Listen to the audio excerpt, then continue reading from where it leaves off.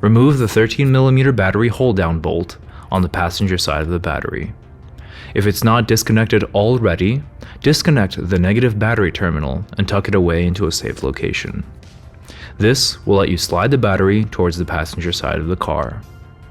Moving the battery over will expose the large grommet that we need.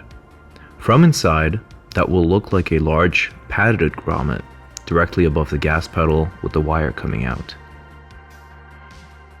It's easy to remove the grommet from the firewall.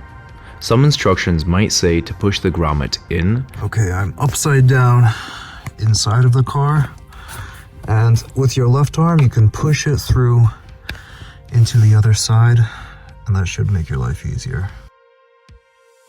So the grommet was actually pretty easy to reinstall with one hand. I'm back inside the car. I'll do my best to film and show. Basically, the foam pad peels back here.